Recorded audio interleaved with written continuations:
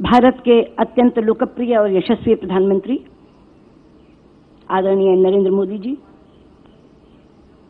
हमारे बहुत ही कर्मठ और परिश्रमी राष्ट्रीय अध्यक्ष आदरणीय अमित शाह जी, आदरणीय राजनाथ जी, आदरणीय अरुण जी, आदरणीय थावरचंद जी, आदरणीय रामलाल जी, मीडिया के मित्रों और इस कार्यक्रम में उपस्थित मेरे बहुत ही स्नेही भाइयों और बहनों, सबसे पहले मैं मीडिया के मित्रों से ये अनुरोध करना चाहूंगी कि हमारे शीर्षक और दूसरे पार्टियों के शीर्षक का अंतर समझें। बाकी सभी पार्टियों ने अपना घोषणा पत्र प्रस्तुत किया है। एकमात्र भारतीय जनता पार्टी है जो संकल्प पत्र लेकर आई है, घोषणा पत्र लेकर नहीं। इसलिए आज हम हमारे सामने घोषणाएं करने नहीं आए हैं, बल्कि इन संकल्पों को पूरा करने का व्रत लेने के लिए आए हैं।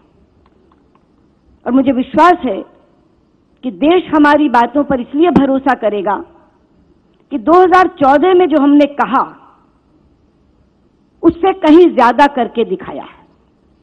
अभी अमित जी ने कुछ आंकड़े आपके सामने रखे जो 5 वर्षों के विकास को दर्शाते हैं, लेकिन मित्रों, विकास की गाथा इस सरकार की इतनी लंबी है कि अगर हम सब उसमें कुछ न कुछ जोड़ते जाएं तो भी वो पूरी नहीं हो सकती। मैं कुछ ऐसे आंकड़े आपके सामने रखना चाहूंगी जो अंतर्राष्ट्रीय जगत में लोगों को चौंका रहे हैं। जब मैं इंटरनेशनल फोरा से कहती हूं कि हमने 34 करोड़ नए बैंक खाते खोले हैं, 340 million new accounts have been opened, और यह विश्व का सबसे बड़ा आर्थिक समावेश है, the highest financial inclusion in the world, तो लोग चौंक जाते हैं। जब मैं उन्हें पुरानी सरकार की तुलना करके अपनी सरकार का अध्ययन देती हूं कि पुरानी सरकार में हमारे यहां 12 किलोमीटर हाईवेज पर डे बनते थे, प्रतिदिन बनते थे, और आज 29 किलोमीटर पर डे बन रहे हैं, तो वो चौंक जाते हैं।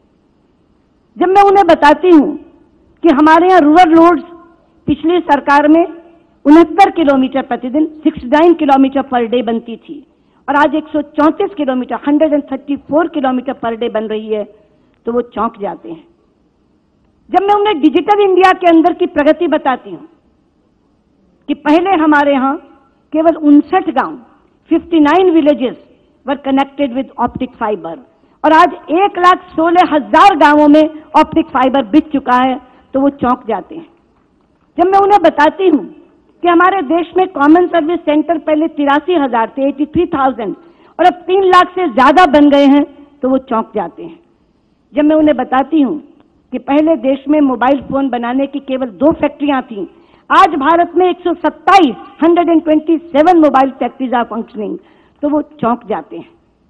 और जब हम उन्हें बताते हैं कि हमारे देश में ईज ऑफ डूइंग बिजनेस का आंकड़ा पहले 142 था, 142वां, लेकिन मोदी जी के नेतृत्व में 65 अंक ऊपर उछलकर हम अब 77वें स्थान पर पहुंच गए हैं, तो वो चौंक जाते हैं। और अंतर्राष्ट्रीय जगत के लोग डेवलपिंग कंट्रीज में, विकासशील देशों में शिक्षा और स्वास्थ्य के क्षेत्र में क्या हो रहा है, इसे जानने के लिए बहुत उत्सुक होते हैं। जब मैं उन्हें बताती हूं कि हमारे यहां मोदी जी के नेतृत्व में 14 नए एम्स, 118 मेडिकल कॉलेज, 5,000 जनौषधि केंद्र और 1.5 लाख वेलनेस सेंटर बन रहे हैं, तो वो चौंक जाते हैं। और जब मैं शिक्षा के क्षेत्र में उन्हें बताती हूं कि हमारे यहाँ 14 triple IIT, 7 IIT, 7 IIM, 1 NIT, 103 केंद्रीय विद्यालय और 62 नवोदय विद्यालय खोले गए हैं, तो वो चौंक जाते हैं। और इससे भी ज्यादा जो बात मैं अंतर्राष्ट्रीय स्तर पर बताना चाहती हूं कि भारत का प्रभुत्व और भारत की प्रतिष्ठा मोदी जी के नेतृत्व में जितनी बढ़ी है, उससे पहले कभी नहीं बढ़ी थी। और मैं इसका उदाहरण देना चाहती हूं। पिछले 5 वर्षों में हमारे प्रधानमंत्री जी को 5 बड़े पुरस्कारों से नवाजा गया है। सऊदी अरब ने अपने यहां का हाईएस्ट सिविल ऑर्डर प्रधानमंत्री को दिया। पैलेस्टीन ने अपने यहां का सबसे प्रतिष्ठित, सबसे बड़ा सिविल ऑर्डर प्रधानमंत्री जी को दिया। अभी 3 दिन पहले आपने देखा यूनाइटेड अरब एमिरेट्स ने अपने यहां का हाईएस्ट सिविल ऑर्डर प्रधानमंत्री जी को दिया। साउथ कोरिया ने अपने यहाँ का प्रतिष्ठित सोल पीस प्राइज से प्रधानमंत्री जी को नवाजा और संयुक्त राष्ट्र की एक संस्था ने जलवायु परिवर्तन में अभूतपूर्व काम करने के लिए प्रधानमंत्री जी को चैंपियंस ऑफ अर्थ के अवार्ड से नवाजा। यह है भारत की प्रतिष्ठा, यह है भारत का प्रभुत्व। और पहले कुछ लोग 2014 से पहले यहां के राजनीतिक पंडित कहते थे कि अरब वर्ल्ड की तो नक्शे से मिटाई हो जाएगी। प्रधानमंत्री मोदी की विदेश नीति में अरब जगत कहीं दिखेगा नहीं। मैं आपको कहना चाहती हूं, सऊदी अरब में एक जनाद्रिया फेस्टिवल होता है जो पिछले 32 सालों से हो रहा है। पहली बार भारत को गेस्ट ऑफ ऑनर के रूप में सम्मानित करने का काम सऊदी अरब में हुआ। और सबसे बड़ा प्रमाण है ओआईसी का invite. Organisation of Islamic Countries, ये 57 देशों का समूह है, संयुक्त राष्ट्र के बाद सबसे बड़ा देशों का समूह, और ये केवल इस्लामिक राष्ट्रों का समूह है। अभी अरुण जी बात कर रहे थे कि हमने कूटनीतिक तौर पर अलग थलग कर दिया। अरे केवल विश्व में अलग थलग नहीं किया मित्रों, उनके अपने इस्लामिक राष्ट्रों के बीच में अलग थलग करने में कामयाबी हासिल की है। ओआईसी की एक पृष्ठभूमि में आपको बता दूं, ये 1969 में बना था। OIC, Organisation of Islamic Countries, 1969 में। इनकी पहली कॉन्फ्रेंस रबात में हुई थी, मोरक्को में। उस समय भी भारत को इनवाइट किया गया था। फखरुद्दीन अली अहमद उस समय भारत के विदेश मंत्री थे, वो भाग लेने गए थे। पाकिस्तान ने उनकी पार्टिसिपेशन का विरोध किया और वहां के आयोजक मान गए कि हम भारत को पार्टिसिपेट नहीं करने देंगे। बिना भाग लिए भारत वहां से अपमानित होकर वापस लौटा था। 50 वर्ष बाद कालचक्र घूमा है। अभी जो आबू धाबी में ओआईसी की मीटिंग हुई, वो उनकी स्वर्ण जयंती मीटिंग थी, स्वर्ण जयंती कॉन्फ्रेंस थी, 50th एनिवर्सरी। और वहां जब उन्होंने हमें इनवाइट किया, फिर पाकिस्तान ने विरोध किया और अंत में ये लिख के भेज दिया कि अगर आप भारत को दावतनामा देंगे, ये इनविटेशन रद्द नहीं करेंगे, तो हम फाउंडर मेंबर होते हुए भी इसमें नहीं आएंगे।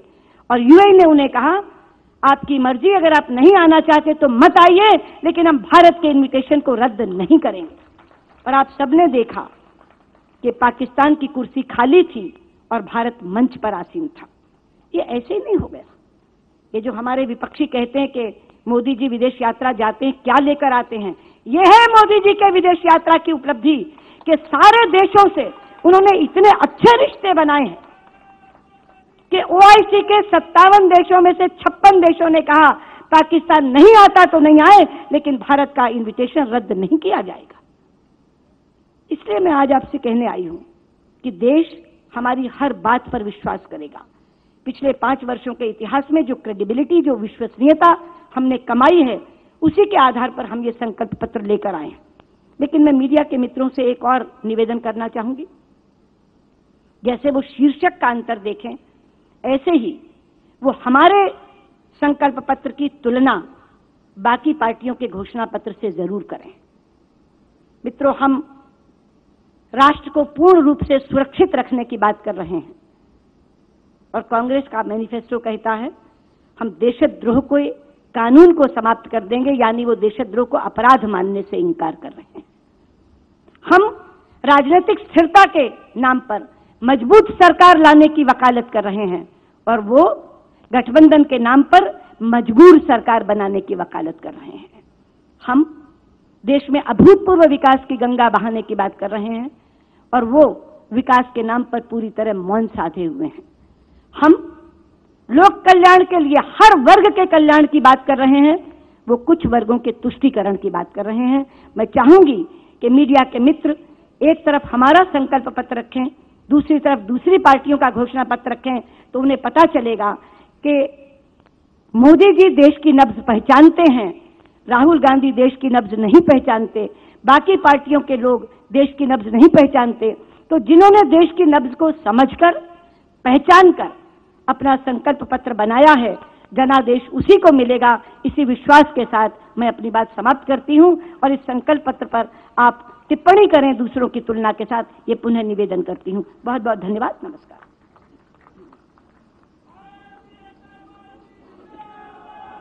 मैं